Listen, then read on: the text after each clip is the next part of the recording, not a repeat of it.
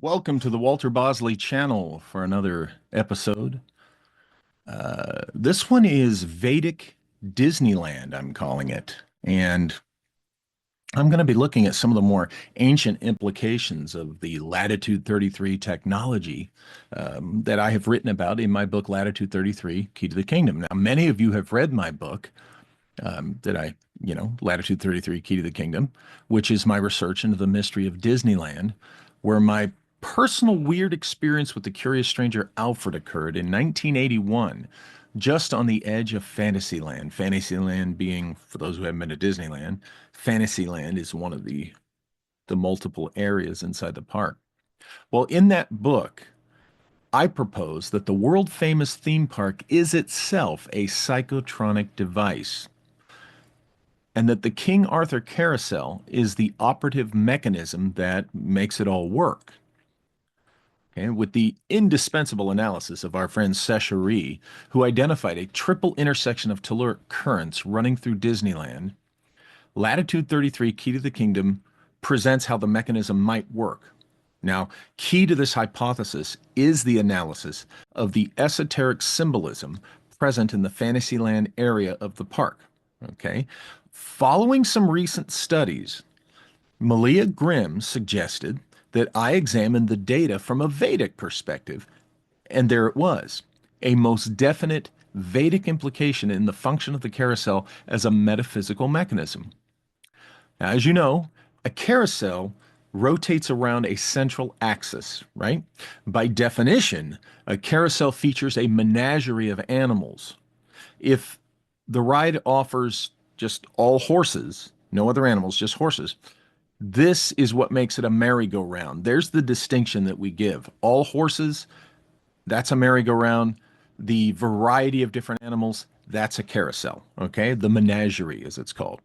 Now, interestingly, in this case, the Disneyland uh, ride is called King Arthur's Carousel with the French spelling, two R's. Okay, King Arthur's Carousel. But it features all horses in spite of that label as a carousel. So it makes this interesting exception. Okay, it's technically a merry-go-round, but it calls itself a carousel. So, I have to, and additionally with the interesting extra R in the spelling. But I looked into that, and that's just a historical, they found that medieval French, as an explanation. But, could the extra R offer a clue to what I suspect here today? I don't know. I haven't found that yet. But I will say this. Thanks to Malia making that suggestion, me looking at the Vedic perspective of the King Arthur carousel in the context of my Latitude 33 research, um, the carousel is demonstrating the Hindu practice of circumambulation. Circumambulation is the act of circling around either a temple, a sacred object or spot, but primarily in circumambulation, what you're circling around is something that represents a deity standing at the central axis. Okay? Now, this circumambulation is done usually in a clockwise direction. Okay? And it's often done an odd number of times. Okay? Now, most carousels rotate clockwise, right? But not the King Arthur carousel in Disneyland. It rotates counterclockwise, which it turns out is the standard rotation for carousels and merry-go-rounds in the United States and most of North America. Isn't that interesting? The rest of the world, carousels go around clockwise, but in the US and North America in general, they go counterclockwise. Hmm. That's kind of interesting. We knew that from Latitude 33. Now, in Hinduism, circumambulation is usually done at least three times. Isn't that interesting? There's that number. That number three, associated with Hecate, as you know. When you consider that Sechery identified three telluric currents intersecting directly beneath the center or axis of the ride, that makes this three times circling around in Hindu circumambulation even more interesting to what maybe is going on, with this contraption at Disneyland, this psychotronic engineering. I mean, think about that. That number three doesn't show up for no reason. So Hindus believe that the first circumambulation is to shed and unwind yourself from your worldly possessions and materialism. Okay. The second circumambulation, well, that signifies disconnecting yourself from attachments to this world. Okay. In that's where you should disconnect from your ego and sense of self and in their perspective. You guys know what I think about the idea of individuation in the self. I disagree that it's all about being embraced with the collective, but that's another discussion. Now, third, in what Hindus believe about circumambulation, is that you finally disconnect yourself from all ego. So that's generally what these three steps are supposed to be about. I find the significance in the fact that it's three, but I want you to think about uh, this detaching yourself from material possessions, worldly possessions, detaching yourself from these material attachment to this world. In this, I see the effects of riding a carousel in an amusement park in a place like Disneyland, right? First, you're unwinding, you're shedding your worldly troubles, right? You're disconnecting, if only for a couple of minutes, from material concerns. You're forgetting yourself for a short time as you ride the carousel, right? Or at least your worries. Now, this to me really resonates with the three circumambulations, the beliefs of them, the three reasons you do this in Hinduism, obviously. Okay. Now, Hinduism says that doing these three things will then make it easier to connect with the deity standing at the axis around which you are rotating. So you're on the carousel, you're going around. In the case of Disneyland, you're going around counterclockwise. Okay. And you're hearing the music, you're going this gentle up and down ride, okay? And it's just very soothing, very relaxing. You're already in the happiest place on earth. If you've read my book, by this time, you're already experiencing the effects of the park being a psychotronic device. If you haven't read the book, you really should read the book so that you can understand what I'm talking about here when I refer to it. So, the other interesting thing is you're going around the central axis and they put images there and they make it all pretty and they have a mirror there, mirrors on there and lights and stuff so that you're looking, your eye is naturally drawn to the central axis. Now, not every moment. A lot of times when you're riding the thing, you're kind of looking out at the people as you're passing and you're looking at the park as it spins around, but they make the central axis, kind of eye-catching. So in Hinduism, the circumambulations, they help relax you, they help you detach from your worldly concerns, okay? And you're supposed to have an easier time connecting with the deity at the central axis. Well, if you're riding this carousel that's very relaxing, very wonderful music, and you're going around and around and you're detaching from your concerns even more, and you're looking, at the central axis, the things on there, that's the same thing as connecting with the deity in the center. Symbolically, we're talking here. Now, here's what's interesting further about this. We know further that the deity in Hinduism, at the center of the circumambulation, is a goddess if the number of times around is an odd number. Okay. Even numbers, it's a god. It's a masculine divinity. Odd numbers, it's a goddess, a feminine divinity. Okay.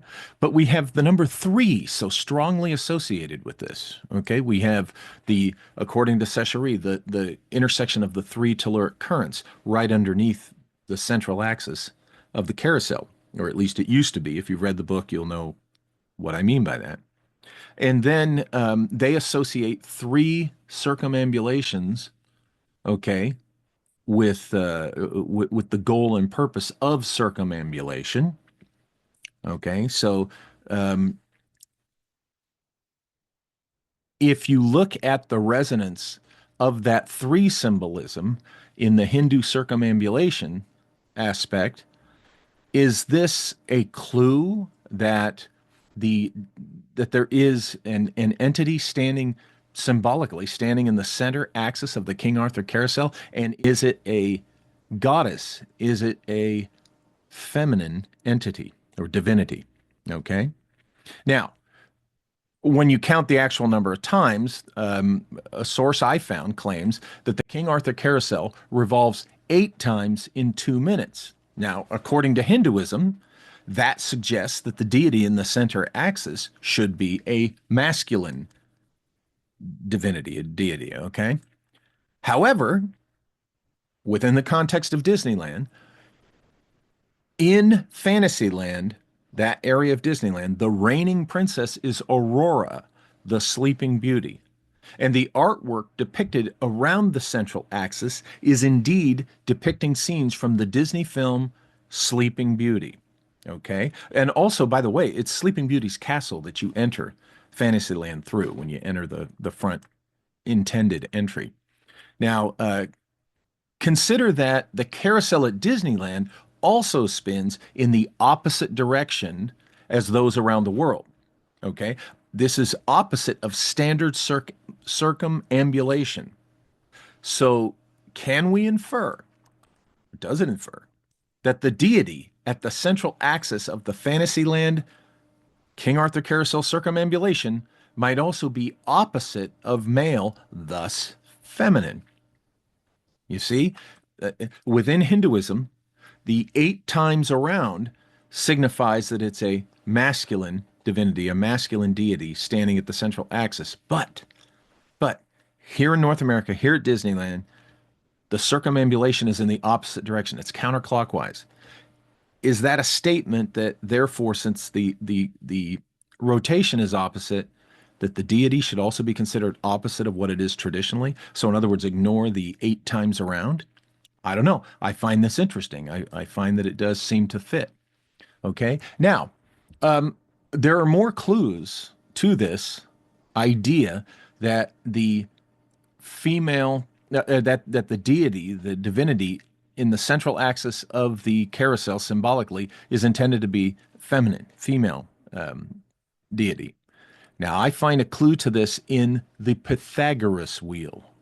If you've read my book, Latitude 33, you'll know that my research associates the goddess Hecate with a triple intersection of telluric current under Disneyland. Okay, so there's all sorts of Hecate connection already with this triple, intersection of the telluric current. Now, the Pythagoras wheel is associated with time, as is Hecate through her position at the triple crossroad, which I've said before represents past, present, and future. It's time. Hecate's standing at the intersection of all time. Okay? Oh, and Hecate's symbol is the wheel. What is a carousel but a wheel? The Pythagoras wheel. Okay, now Orphic devotees in Hellenistic times associated time with a wheel, as Pythagoras's description does. And Empedocles, who was an Orphic author, considered the passing of time as a turning wheel. So there we have time associated with a wheel, but a turning wheel, which what is a carousel but a turning wheel? Okay, now get this. When Orphics died, they considered themselves as having, quote, flown out of the sorrowful, weary wheel and into the bosom of Despoina, queen of the underworld, end quote. Who is the queen of the underworld? It's Hecate, of course. Okay? So there in the Pythagoras wheel and in the beliefs of the Orphics, the Orphic devotees, okay, who followed Pythagoras, his ideas and such, when they leave the wheel, okay, when they finally get off the wheel of life, they are delivered into the bosom of Despoina, this queen of the underworld. They're delivered to Hecate. To me, it's looking pretty obvious that the deity at the central axis um, of the King Arthur carousel has got to be Hecate when you put all these synchronistic factors together, that I've researched. Now, Vedic scholars point out that Pythagoras is believed by many to have traveled to India. His wheel of time concept owes much to ancient Hindu philosophy. Okay, so how much more connection, do you need here?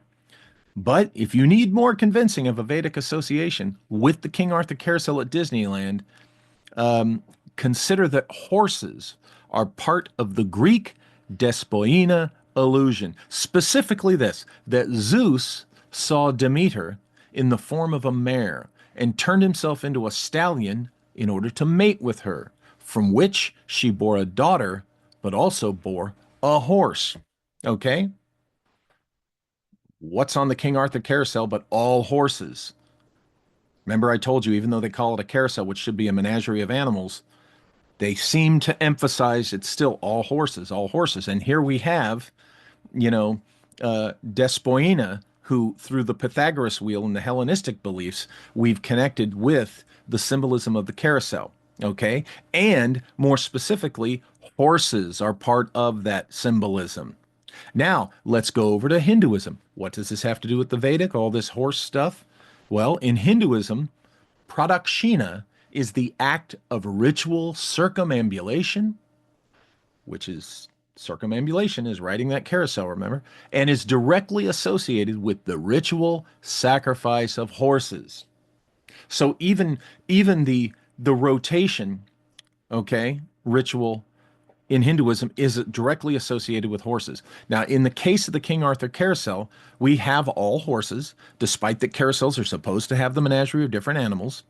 But could it be that here we have yet another dual allusion to Vedic symbolism? The use of the word carousel refers passively to a menagerie, and Hindu religion features its gods using a variety of animals or a menagerie as mounts. Think about that.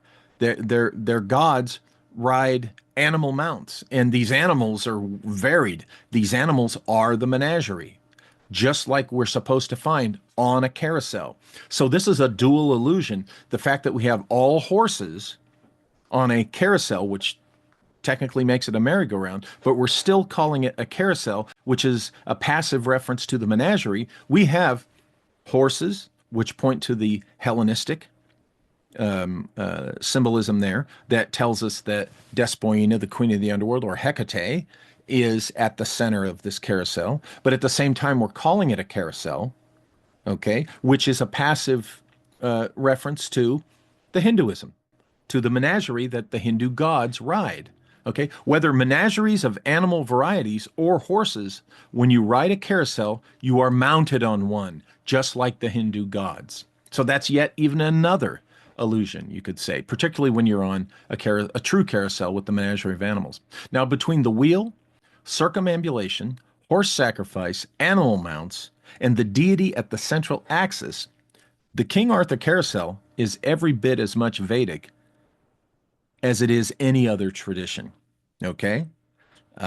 Yes, the Hellenistic symbolism is there. Yes, the medieval symbolism, which I write about in the book, which has to do with war and things like that. Yes, that is there too. It's multi-layered, like Egyptian hieroglyphs are multi-layered.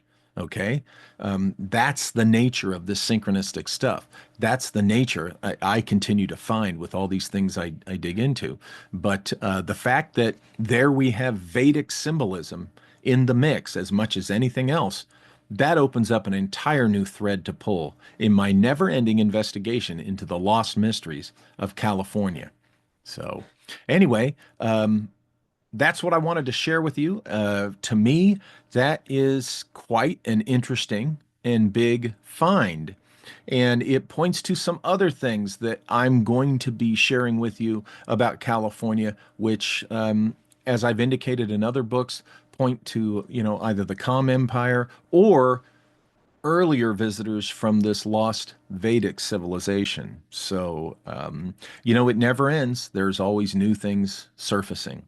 So, anyway, that's it for this time. And remember to go to walterbosley.com to check out all the things we offer there. You can get the books there. You can go to the Walter Bosley channel podcasts. Definitely go check out those podcasts if you haven't. Okay. But it all, you can get to all of it through walterbosley.com. So please go over there, check it out, subscribe to the podcasts, and don't forget that every second and fourth Tuesday of the month, I do a live reading, and you can join that for, just a real small $5 entry ticket. And currently we're on Destination Carcosa. That's the third volume of the Secret Mission series. But definitely get your hands on Latitude 33, Key to the Kingdom, because I think you're going to find the things that I continue to find and share with you, to make it, even more interesting. Especially if you've read the book already, get the book out, get it off your shelf, and take a look at it again from this perspective that I shared with you. So anyway, that's it. Again, don't forget walterbosley.com, and I'll see you next time.